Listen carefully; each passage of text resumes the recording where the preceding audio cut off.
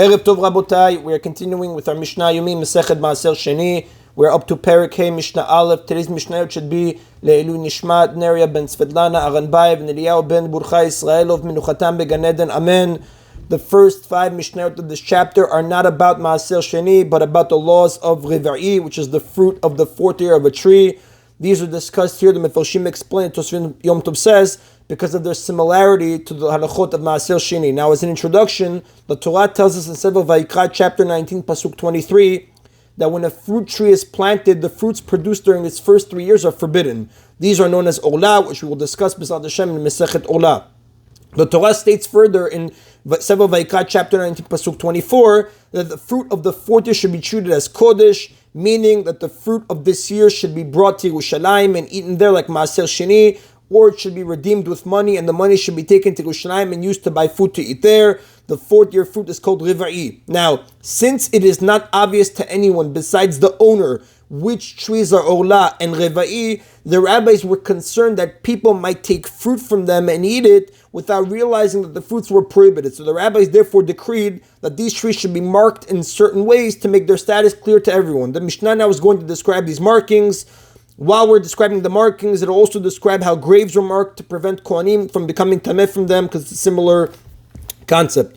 The Mishnah begins, Kerem Riva'i mitzayinin oto bekozezot adama. A 4th year vineyard is marked with clumps of earth, which are placed next to the vineyard. The Mefarshim explain, the Mishnah's ruling here and in the other Mishnah that follow apply to all types of fruit trees and not just vineyards, even when the Mishnah says vineyards.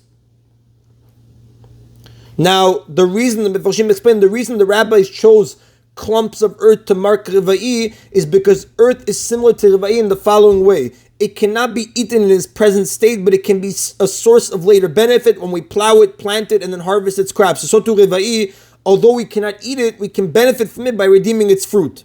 This is how the Rav explains it from Masechet Baba Kamat, page 69a. The Mishnah continues, V'she Olah b'charsit. An orchard of Olah is marked with clay, the type of earth from which earthenware vessels or utensils are made. And the Mefarshim explain, the Rav writes, clay is a form of earth that is of no use to a farmer since crops hardly grow in it. So too Olah is of no benefit since it can never be used. V'shel kvarot b'sit u'macheh v'shofech. And graves are marked with lime, which is mixed with water and poured over the graves. And Mefarshim explain, a person who touches a grave, the Torah tells us in Sefer Bamidbar, chapter 19, pasuk 17, that a person who touches a grave or steps over it becomes tameh. Graves were therefore marked to warn Kohanim and Nizrim who are forbidden to become tameh from a corpse or grave, not to walk near the grave or over it. Now, the Rav says lime was chosen to identify a grave because lime is white and resembles bones. The lime was dissolved in hot water in order to make it even whiter.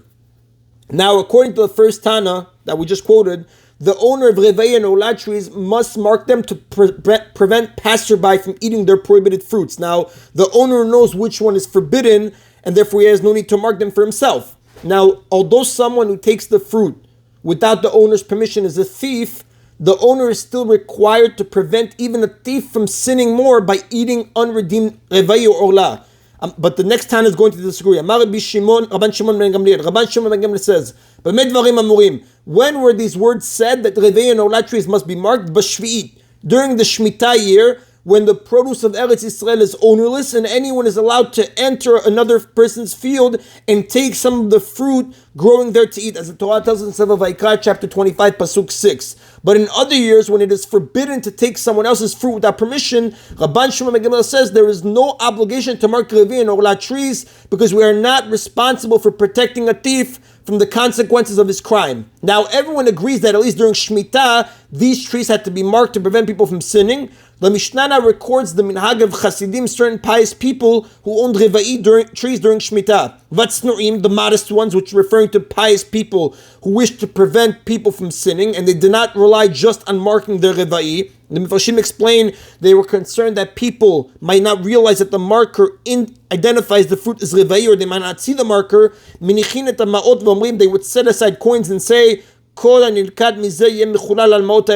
Riva'i that is picked from this orchard shall be redeemed onto these coins. In this way, any fruits that were eventually taken from the orchard were redeemed and therefore permitted to be eaten. And the Mefarshim explain the modest ones at Sinurim They set aside coins before any produce was picked and declared as soon as produce is picked, it should be redeemed onto these coins. They did this only during the Shemitah year when it was permitted for anyone to take fruits growing in another person's property. They didn't do it, the Rav explains, during the regular years to not to make the other people sin on top of it. They just did it, the Rav explains, during the Shemitah year. And that is in Rabotai Mishnah Aleph. Mishnah Ben now discusses generally the owner of Revai fruits has the option of either bringing them to Yerushalayim to eat them there or to redeem them and bring the money to Yerushalayim. However, the rabbis decreed that in certain places the Revai fruits themselves must be brought to Yerushalayim and may not be redeemed. The Mishnah says the produce of a 4th-year vineyard would be brought up to Yerushalayim and not be redeemed. Again, we said it applies to the fruit trees as well. The Mishnah says, when did the rabbis require you to bring it up to Yerushalayim and not redeem it?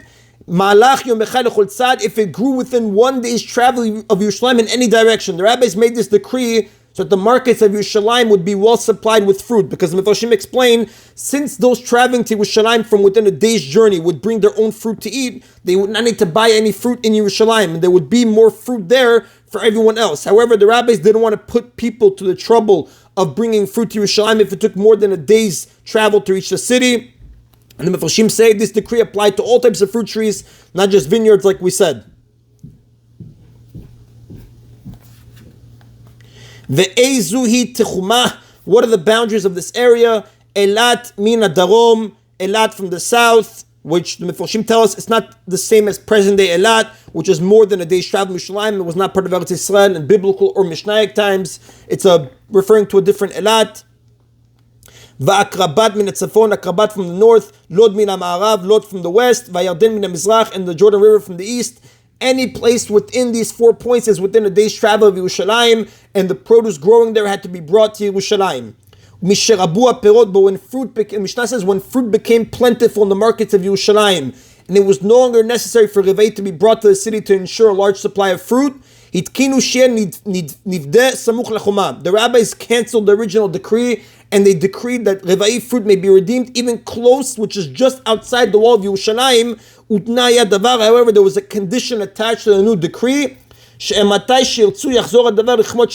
whenever the rabbis of a later generation would want to restore the original decree, the halacha would return to what it was before. Meaning the rabbis who canceled the original decree, they were concerned that at some time in the future there might be again a shortage of fruits in Yerushalayim markets.